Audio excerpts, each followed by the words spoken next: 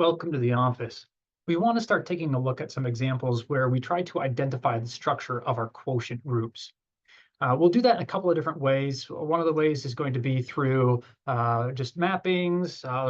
Others will be geometric interpretations, and then others will just be results of some other theorems. So what I'd like to do first is actually take a look at one of those theorems that we can utilize to help describe quotient groups. So let's let G be the direct product of two groups H and K, and let H bar be H comma the identity from G. The claim is that this is a normal subgroup. Therefore, we can take the quotient group or find the quotient group G mod H bar. And we're saying that that's going to be isomorphic to K. So if I take the direct product of H and K and then divide out by H, I'm going to be left with K, right? That's kind of what we got going on there. This works out to be an identification that's natural. And of course, we could take K bar instead of H bar and find that that's the quotient group is isomorphic to H. We'll just consider for this time, for this video, H bar. So what we want to do is we want to find essentially a homomorphism whose kernel is H bar that will identify for us that H bar is indeed normal, but then that also, if done correctly, will show that G quotient H is isomorphic to K. So, right, super simple is the goal. Now, what I'd like to do, so let's take a look at a homomorphism. So this is the proof.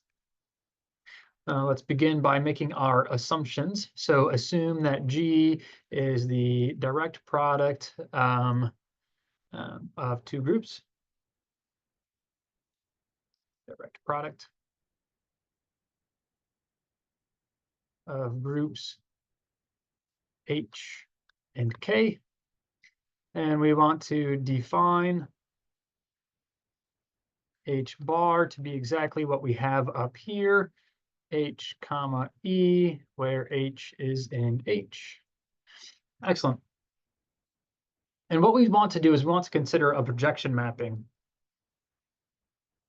So consider the projection mapping that identifies the second entry in our projection, in our direct product here. So we talked about the projection mapping a little while ago. I don't remember how many sections ago, maybe 13, where we talked about homomorphisms. That would make a lot of sense there. So what I want to do is I want to take G H cross K rather. So H cross K and map that into, what I'd like to do is I'd like to identify K within that, all right?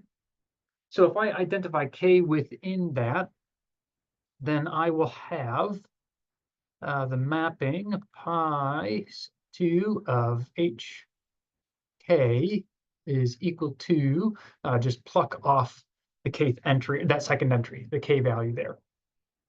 So what that's going to do is give us a kernel. The kernel of pi 2 is equal to, since it just plucks off H, this will work out to be yeah, well, I mean, the kernel will work out to be H bar, but let's try to identify that in each case. So it's going to be H E, where H is in H. Pretty straightforward there. Doesn't matter what you plug in here. It just gives the K value. And if we plug in E, then that's always going to result in E. So the kernel is just this. But this is H bar, which is wonderful. Hence, H bar is normal in G. That's wonderful. So now we can actually talk about the quotient group. Now, since the homomorphism pi 2 is onto, that should be pretty clear that pi 2 is onto,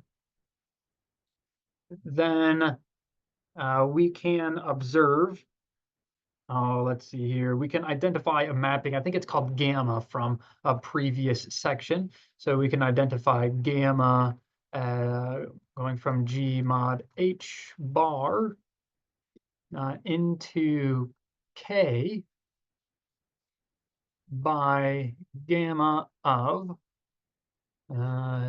see here, there it's defined as a H bar is equal to phi, in this case, pi 2 of A is an isomorphism.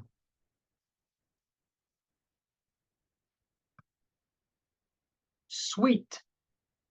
So gamma is an isomorphism because pi 2 is onto, and that's fantastic, right? And that's essentially what we were trying to say here. G mod H is isomorphic to K in a natural way, right? By identifying it's your groups, your cosets are defined by the various values in K. That's all. All right, that is all that we were looking for to demonstrate on this problem. So we'll go ahead and use this. We'll use this theorem to identify what some quotient groups are in some future examples. So join me back here in the office for more examples regarding quotient groups.